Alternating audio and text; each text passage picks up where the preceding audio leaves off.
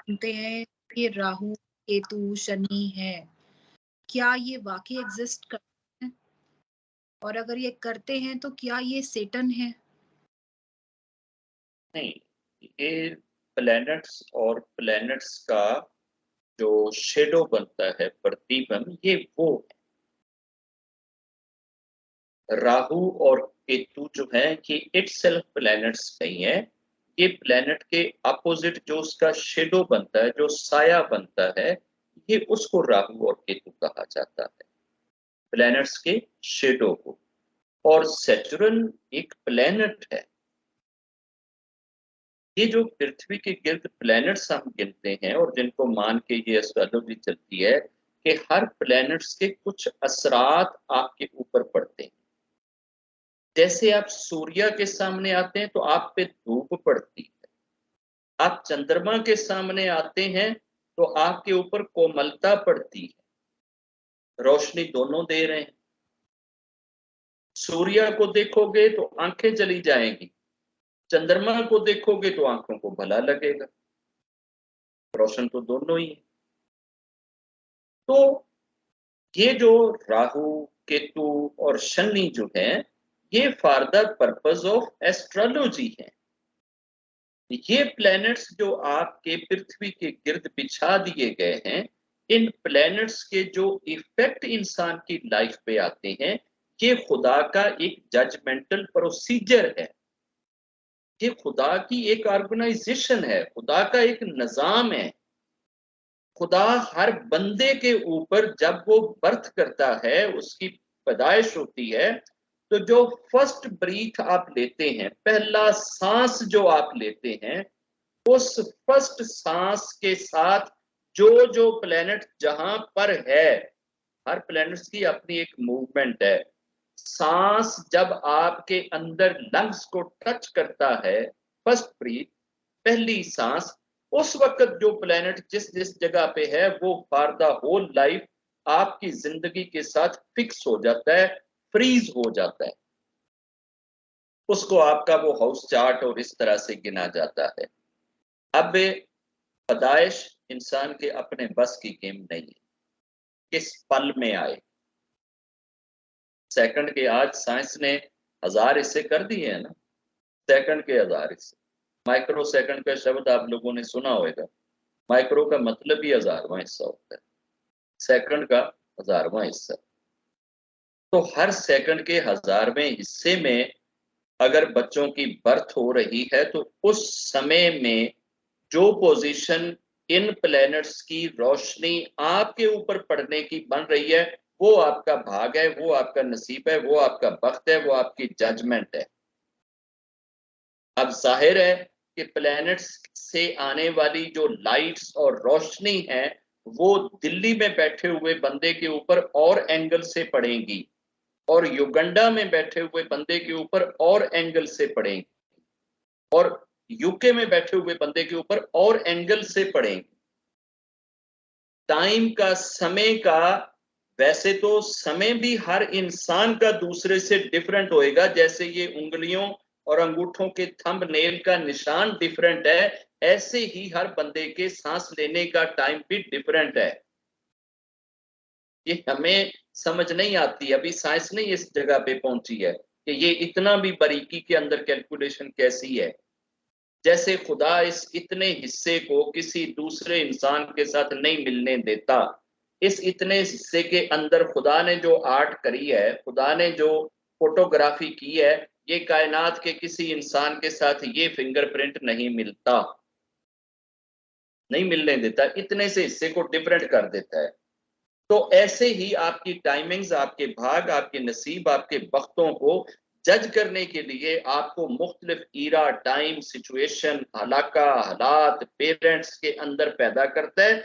इन्हीं चीजों को सामने रख के रब आपकी नेकियों और आपके पापों का हिसाब लगाएगा, ताकि किसी के साथ अन्याय ना हो। इसीलिए मैं बार बार ये कहता हूं, जस्टिफिकेशन ओनली रब कैन डू, नो अदर शक्ति, नो अदर हस्ती कैन डू दिस। आप किसी के हालात को कैसे जज कर सकते हैं कि उसने किस हालात में ये नेकी की है या किस हालात में ये पाप किया। आप हालात तो नहीं किसी के कैलकुलेट कर सकते, आप तो सिर्फ पाप को कैलकुलेट करते हैं, आप तो सिर्फ नेकी को देखते हैं। पीछे के जो बैकअप में सर्कमस्टांसेस हैं ये सिर्फ ईश्वर देखता है, और ईश्वर उस पीछे के बैकअप सर्कमस्टांसेस को मैयर करते हुए आपकी नेकी का हिसाब लगा के आपको उसका फल देगा कि आपकी ये नेकी इतने की है, आपका ये पाप इतने का है। तो ये राहु केतु और जो शनि है, इनके असरात जो हमारी लाइफ में पड़ते हैं, हमारे शरीर पे पड़ते हैं, हमारी साइकोलॉजी पे पड़ते हैं, उस हालात के अंदर हम अपने रब को कैसे मानते हैं, कैसे पहचानते हैं, यही हमारी जजमेंट है। हमने इन चीजों को खुद खुदा बना के पूजना शुरू कर दिया, ये तो हमारी आजमाइश के लिए है। हम एक खिलाड़ी को जब ग्राउंड में उतारते हैं तो उसके मुखालिफ 10-11 खिलाड़ी खड़े करते हैं ना, चल भाई कर बैटिंग जरा, तो वो जो उसके गिर्द सारे खड़े हुए हैं ना, कोई नेपच्यून है, कोई प्लूटो है, कोई यूरेनस है, कोई राहु है, कोई केतु है, कोई कीपर भी होता है। ये कीपर और केतु एक जैसे ही होते हैं, पीछे खड़े होते हैं और जनाब एक सेकंड मौका नहीं देते और फौरन बॉल को कैच कर लेते हैं। और वो जो मरकरी आके बाल कराता है वो जनाब सीधी विकेटों में मारता है, अगर आपने बल्ला आगे ना किया तो ये आप जज कर रहे हैं उसको। वो कहे कि जनाब इन 10 खिलाड़ियों को ग्राउंड से बाहर कर दे, मैं बहुत अच्छी बैटिंग करता हूं, फिर तुम देखना मैं कैसे शाटें लगाता हूं। तो हम कहते हैं नहीं, फिर तो हम मानते ही नहीं इस चीज को कि यार तू कैसे शाट लगाता, ये तो फिर तो मजा ही ना आया। मजा ही तब है कि जब तू इन 10-11 खिलाड़ियों को बीट करते हुए तू चौके भी लगाए, छक्के भी लगाए, अट्ठे भी लगाए, तो फिर हम मानेंगे। तो ये सारी की सारी चीजें खुद गॉड की क्रिएटेड हैं, ये गॉड की क्रिएशन है। ये ऑर्गेनाइजेशन, ये निजाम, ये सिस्टम खुद खुदा ने बनाया है, ये खुदा नहीं है। और खुदा ने बनाया आपको आजमाने के लिए। अब एक आदमी पैदा होता है, उसके राहु अपोजिट खड़ा है, किसी के हाउस में खड़ा है, किसी के आगे खड़ा है, किसी के पीछे खड़ा है, किसी के कहां खड़ा है, किसी के कहां खड़ा है। और ये याद रखें कि ये राहु और केतु ये सिर्फ इंडियन एस्ट्रोलॉजी में माने जाते हैं, क्योंकि because they are not planets, they are the shadows. ये तो सिर्फ शेडोज हैं। अब शेडो जो पड़ रहा है शनि का अपोजिट में, उस शेडो को आप एक नाम दे दें कि ये फलां का शेडो है जी, ये फलां का शेडो है, तो शेडो तो सारों के हैं, साया तो किसी भी प्लैनेट्स का है।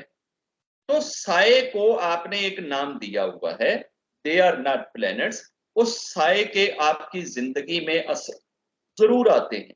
ये सारी की सारी कैलकुलेशंस ये पर्सनल ऑब्जर्वेशन से की गई है, पर्सनल एक्सपीरियंसेस से की गई है कि जी अगर 50 बंदों के साथ इस सिचुएशन में ऐसा हुआ है तो मेजॉरिटी के साथ ऐसा होता है। तो इस तरह के चांसेस हैं।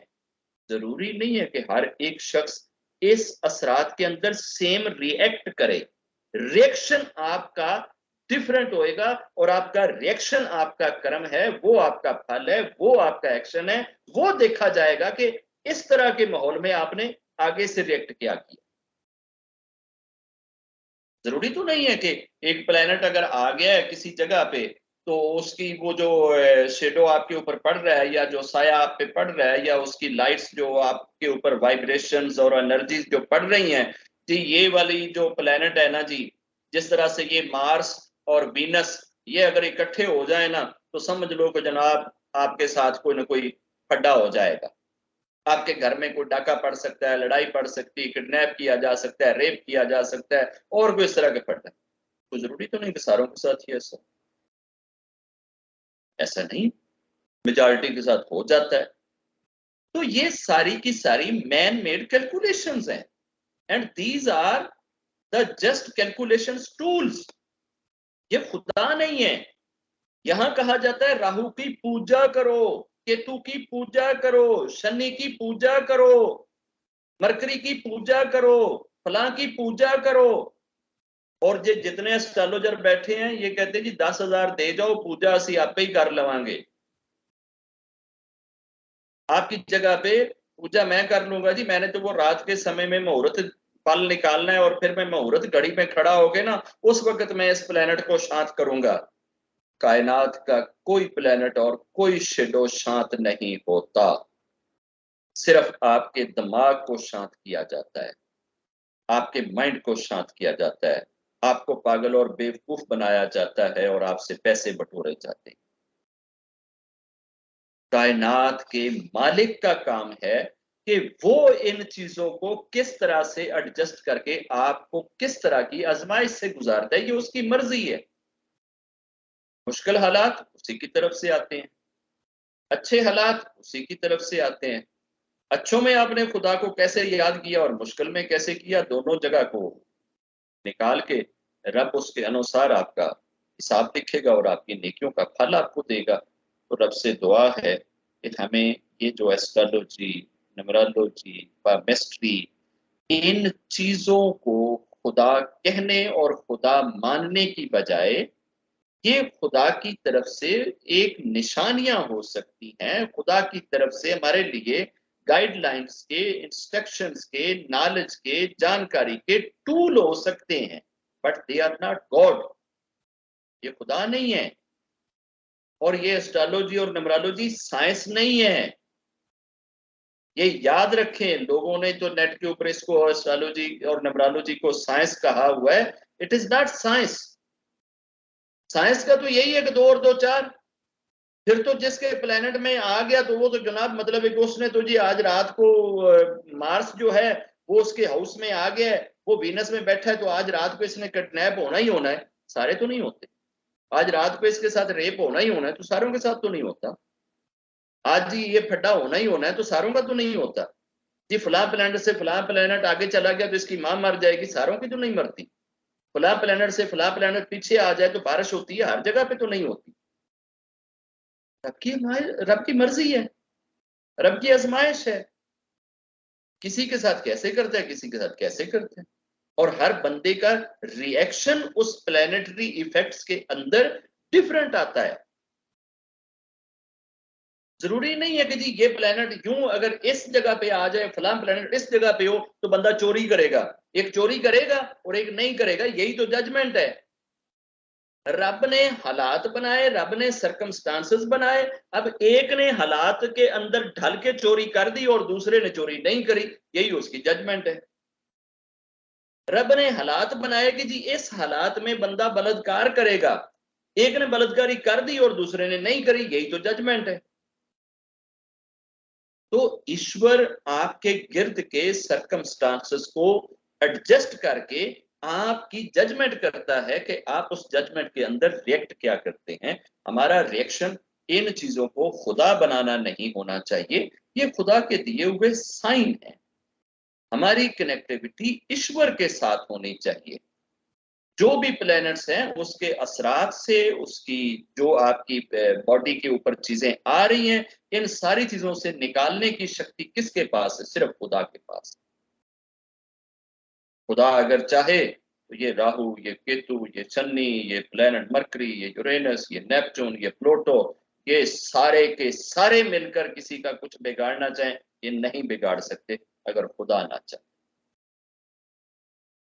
और ये सारे मिलकर उसके हाउस में आकर उसे बेनिफिट देने की ठान ले, ये बेनिफिट नहीं दे सकते जब तक खुदा ना चाहे।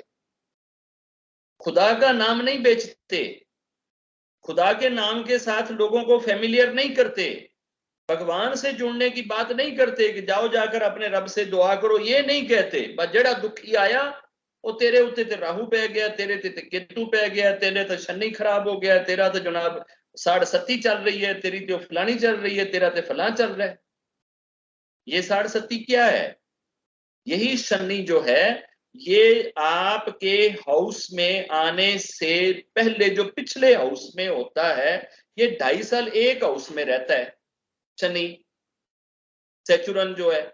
तो आपके हाउस में जब ये पिछले हाउस में आएगा तो 2.5 साल इसने उधर रहना है, और 2.5 साल ये आपके हाउस में रहेगा और 2.5 साल ये अगले हाउस में रहेगा।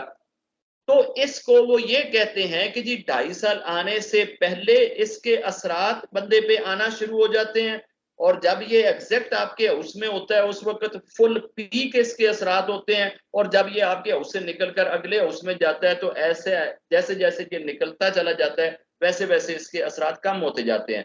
तो 2.5 साल, 2.5 साल और 2.5 साल, टोटल कितने हो गए? 7.5 साल। इसको 7.5 बोलते हैं, पंजाबी जे 7.5 है, यानी कि ए दे 7.5 साल शुरू हो गए ने। ये सैचुरन 29 सालों के अंदर राउंड द अर्थ जो है ये पूरा चक्कर कंप्लीट करता है राउंड द सन, और हर हाउस ਦੇ ਵਿੱਚ तकरीबन 2.5 साल रहता है, उथों ਇਹਨਾਂ ने 7.5 ਕੱਢੀ हुई है। तो जब हर 29 साल के बाद उसने आना है तो इसको ला कौन रहा है? तेरा अब्बा। कौन ला रहा है इस प्लेनेट को? मूव कौन कराता है? तू मूव कराता है या तेरे को जिन बुत मूव कराते हैं? इतने बड़े प्लैनेट्स को कौन मूव कराता है? ਇੱਥੇ ਤੇ ਗੱਡੀ ਦੇ 10 ਡੱਬਿਆਂ ਨੂੰ खिंचना होवे तो इंजन चाहिए है। इतना बड़ा प्लेनेट ऐसे घूमे जा रहा है, हर 29 साल के बाद वो राउंड द सन चक्कर काट रहा है, तो उसको चक्कर कौन कटवा रहा है? क्या उसके अंदर कोई इंजन फिट किया हुआ है? उसमें फ्यूल कौन डाल रहा है? वो मूवमेंट क्यों हो रही है? खुदा करा रहा है उसको move. God is the power, God is the controller. तो खुदा अगर उसकी मूवमेंट को करा सकता है तो फिर वही उसकी मूवमेंट के असरात से बचा सकता है ना। फिर तू किथों बचा सकना है? तू ओनू किवें शांत करेंगे? या तो तू कहना कि अज जाके मैं शनि नू रोक देंगा, शनि हुण जनाब अगले 2.5 साल इत्थे खड़ा रहेगा, तेरे हाउस च नहीं आएगा। कर सकते हो ऐसे? पूरी कायनात के इंसान जहाज बना के जाएं और शनि को रोकना चाहें तो 1 सेकंड के लिए भी शनि को नहीं रोक सकते। सारी दुनिया के इंसान धक्का ला के उन्होंने रोकने तक असि नहीं रोक सकते। वो गॉड का चलाया हुआ है, खुदा का बनाया हुआ है, वो खुदा के हुक्म को मानेगा, हमारे बस में नहीं है। तो अगर वो खुदा का बनाया हुआ सिस्टम है तो फिर उसी खुदा से आप दुआ करें। वो आपको शनि से भी बचाएगा, राहु से भी बचाएगा, केतु से भी बचाएगा, फटों से भी बचाएगा, मरकरी से भी बचाएगा, नेपच्यून से भी बचाएगा, प्लूटो से भी बचाएगा, यूरेनस से भी बचाएगा। ये प्लेनेट यूरेनस इसको पूरी दुनिया मानती है, जानती है, एक्सेप्ट करती है। साढ़े इत्थे हिसाब ही को नहीं, यूरेनस को कोई जानता ही नहीं। इंडियन एस्ट्रोलॉजी में यूरेनस का नाम ही को नहीं है, और ये एक हाउस में 7 साल रहता है। 7 साल एक हाउस में रहता है।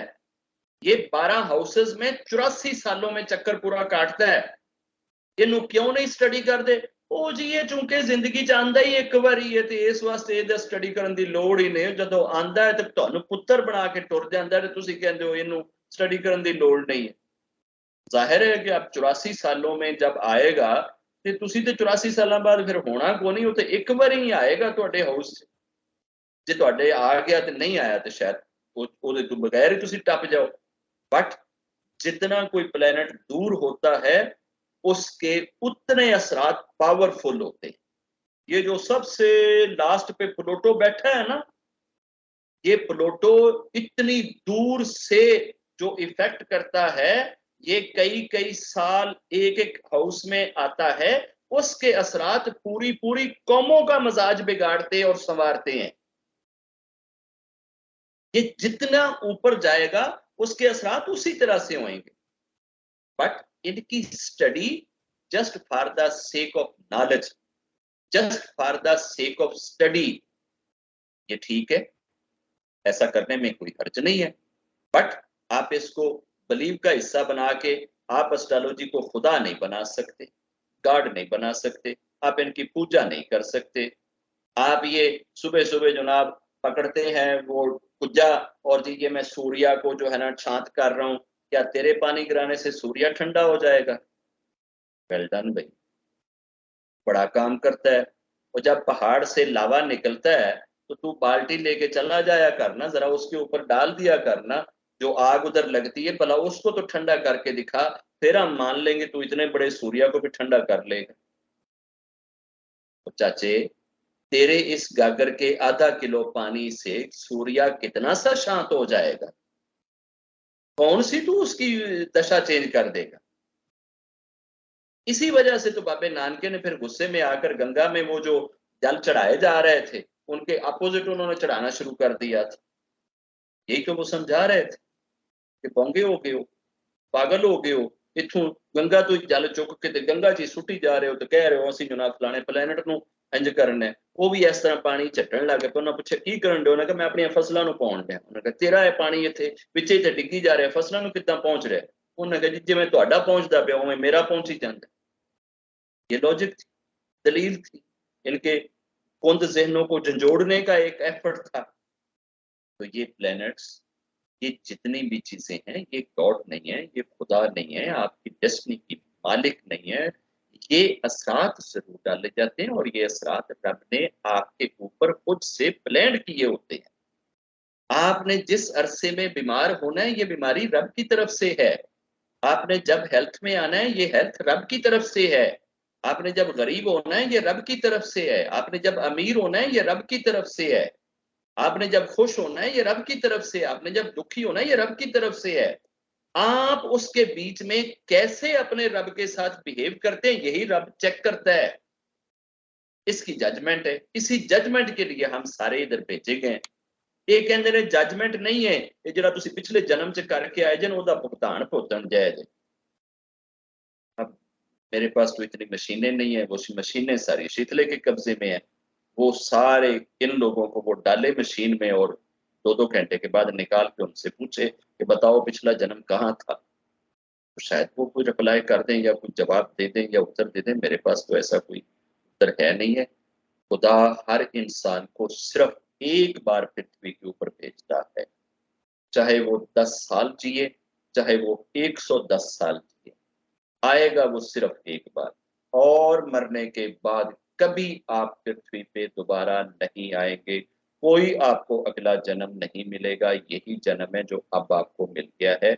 इसी जन्म में आप अपने खुदा को कितना याद कर लेते हैं, कितना राजी कर लेते हैं, कितना मना लेते हैं, कितना समझ लेते हैं, कितना जान लेते हैं, ये आपके पास।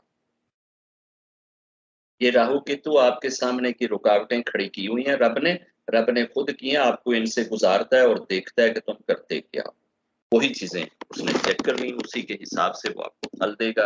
रब करे कि आप रब की आजमाइशों को अच्छे तरीके से पूरा करें और उनसे गुजरें और इन आजमाइशों के बाद आपको रब की रजा नसीब हो, रब आपसे राजी हो, वो आपसे नाराज ना हो, आपकी जिंदगियों से खुश हो और आपको उसी खुशी के अनुसार आपकी नेकियों को फलदार बनाए। जय। जी मेरे बच्चों,